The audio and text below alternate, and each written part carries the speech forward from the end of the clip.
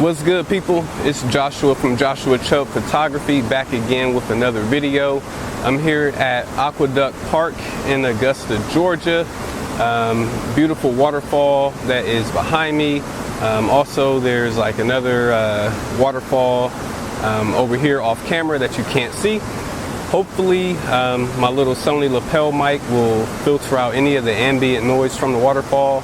Also, I hope that it's not too shaky. I forgot my tripod at home, so I'm on my monopod, and I got one of my legs holding the leg of the monopod so the camera doesn't flip over.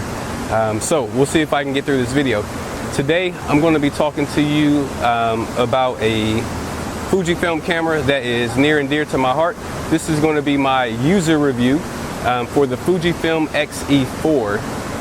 And in the community, this camera has gotten a lot of flack, but for how I shoot it, and I think that's really going to be the biggest thing, how you intend to use the camera is going to be how well you like it, obviously. So, Fujifilm X-E4, I have it in silver. The silver just looks so great. I really like how they did the silver finishes compared to the older models that are in silver. It's a little bit more polished, a little bit more grown up, if you ask me. But let me tell you what I like about this camera. The number one thing that I like is the flip-up screen. And so let me tell you how I use the camera.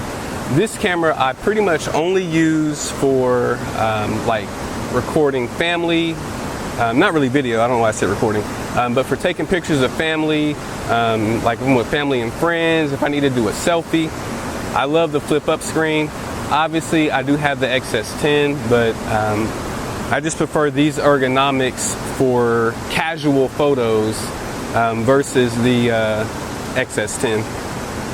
So I definitely love the flip-up screen. One thing that I really like that I was not expecting to like are the lugs for the camera strap. So this here is not your traditional eye outlet that you normally get. And so with that being said, it makes it super easy to take straps on and off. Personally, for my other two cameras, well actually I used to use Peak Design straps, and sometimes I still do, but I really don't like when I'm not using a strap that the anchors are just kind of connected to the camera. Sometimes it gets in my way, like especially if I'm shooting vertically without my grip on my X-T3. So sometimes it gets in the way and I don't always like it there, but it is a pain to push those anchors through the tiny outlet or eyelet that they give you on like the other Fujifilm cameras. So with this here, it just makes it super easy anytime I want to take this off. And this strap I got from Moment. They were running a sale, and so I picked it up for like $25. And I really like it. Let's see if I can get this to focus. It's probably not going to focus. It's not going to focus. Don't pick up my face. Don't pick up my face. Okay, but anyway, it kind of slips through and slips through the leather part, and it goes around this little button here. And so I really like that. So when I don't want a neck strap, which is more often than not, I really don't use camera straps for the neck. But when I want to take it off, the camera is just completely clean. I don't have anything hanging off, anything like that. So I definitely like that. Now, I have used the Fujifilm X-E3 in the past, and so with that one, yeah, I kind of wish that Fuji would have kept your like mode selector dial. They could have, you know, they could have easily put it here, or you could even put it on the side like they do with the X100 series. A little bit of a bummer, but hey, I have it programmed in the Q menu. One thing that I did do for my camera, so traditionally the Q button is actually going to be in between here, and my finger cannot reach that when I have on the thumb grip. So I actually reprogrammed my Q button to be this button up here. So I do like that they give me that ability. It's just easier for me to press, especially if I'm holding the camera out I can just easily kind of get my finger here if I have the screen flipped up and I'm in selfie mode. So do like that. Yeah, I mean, it could use one extra function button, but for how I shoot it, I'm not shooting this professionally at all. So yeah, so I'm not shooting it professionally at all. So I love the flip screen when I want to do the selfies. I do wish they would have kept the front grip on it, and maybe even the rear grip. So they do kind of make you pay extra money to kind of grip it out to make it feel a little bit more comfortable, which when you consider the $850 price tag, by the time you add the grips, which I do actually have both, the hand grip and then also obviously the thumb grip, it makes it about this, it makes it pretty much the same price as the XS-10. And so I have mixed feelings about that, but I like being able to kind of configure the camera for different scenarios. Right now I have the 27mm on here, so I don't really need the hand grip. The thumb grip pretty much never comes off of the camera unless I have to put a flash on it. From my X-T3, I'll sometimes pop that flash on. When I do that, usually I'll throw the hand grip on, that way I still have some type of grip. That's a little bit of a bummer, but again, for how I'm shooting it, I don't really need it to be that secure because I'm not shooting it in a professional environment. Now, I will say this though, I would personally not own this camera without these grips. And let me tell you why. Most of the videos that I've seen on this particular camera, when you are shooting it, and they say they hold the camera sometimes without any grip, or maybe just without the hand grip, they say, yeah, you know, it feels comfortable in the hand, but they're in a comfortable environment and, you know, it's not high pressure, high stress. Like I said, I don't really shoot it professionally, and the reason why I'm saying this, my last video that I shot, I was walking around downtown, I had the XS-10, and I'm in Georgia, it's hot. So my hands began to sweat. And you can think that, hey, it feels good in the hand, I got a good grip on it, when you're in a, you know, cool environment and you're super comfortable. But once you start to sweat, because already without the front grip, really you're squeezing the camera to obviously grip it.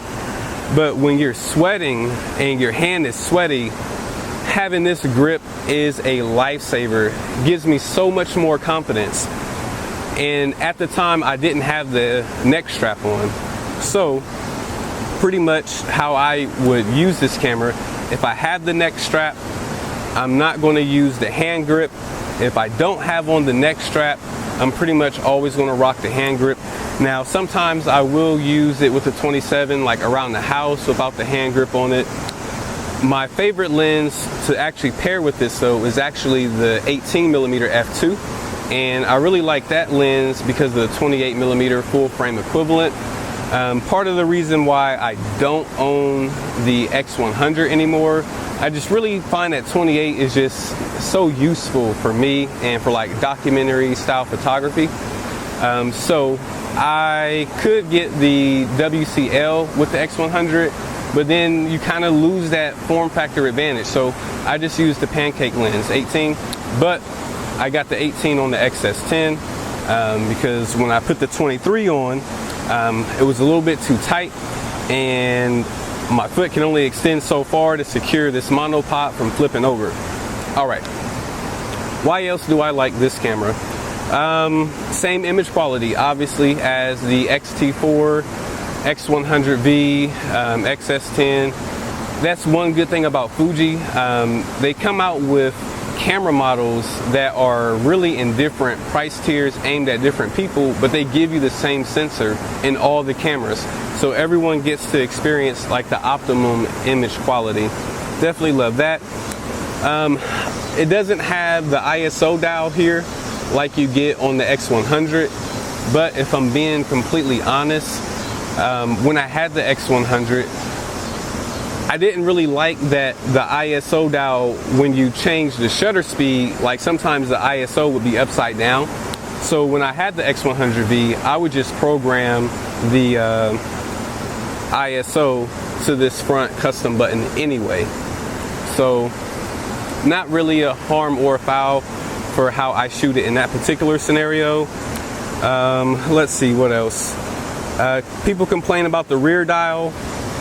I don't really care now that they came out with a 27mm and it has the aperture ring, so I don't really need the rear dial. Plus I always have this grip on, so it's not really even feasible for a rear dial to even go there. I forget what I have the Q menu button actually set to now. Oh, I forgot. That's funny.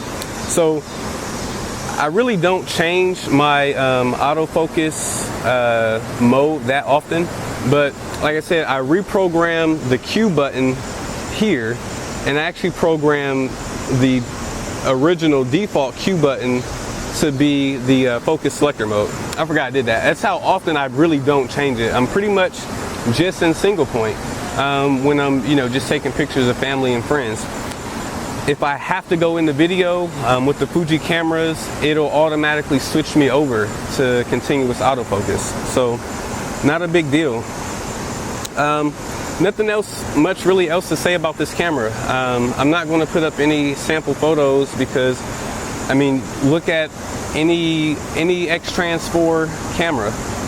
It's all going to have the same identical image quality. Obviously, there are some things that you get compared to like the X-T3 and X-T30 in the menu, such as like the color chrome effect blue. You don't get that in the first two cameras that they came out with. But yeah, for $1,050, this is a solid little package. I got the 27 on it right now, but I really only use the 18 on it most of the time, if I'm being honest. You see people coming into my image, but they're blurred out a little bit, and they're probably looking at me like, what is this guy doing? But anyway, trying to record a YouTube video here, folks. But yeah, so that's it. Fujifilm X-E4, super solid camera. I like it. Hey guys, so I'm back. Funny thing, I didn't like how I ended the last video. So I'm here back at the same location about a week later. And it's funny, I didn't bring the monopod because I didn't want to try to balance it again. I didn't want to bring my tripod down here. And actually, since that time, I've actually sold the XS-10. So I'm actually vlogging style on the X-E4, got the screen flipped up. So you get a chance to see, I guess, a little bit of how the video is. I'm recording 4K 30, 100 megabits per second. Nothing, too spectacular for the YouTube. If it's a little bit shaky, I apologize. Obviously, there is no IBIS, and I am not on a gimbal as I switch hands. But yeah, so X-E4, I was pretty much done with the last video. The only thing I was going to add, it doesn't have a flash on it, but I use the EF X8, the flash that came with the X-T3. And it's been pretty good, for the times in a pinch when I do need a flash. But anyway, stay tuned. So actually I sold over half, or about half of my Fujifilm gear. So just stay tuned. I'm gonna make a video on why that is. But yeah, X-E4, solid camera, for how I use it, again, just for personal type stuff. But yeah, I mean, it's a great little vlogging camera. I got the 18mm on here still, the F2 version, so it's light, it's wide. So hopefully, if there is any shake, it doesn't look too bad. But anyway, I appreciate y'all, staying to the end of the video, and I'll see y'all in the next one. Peace.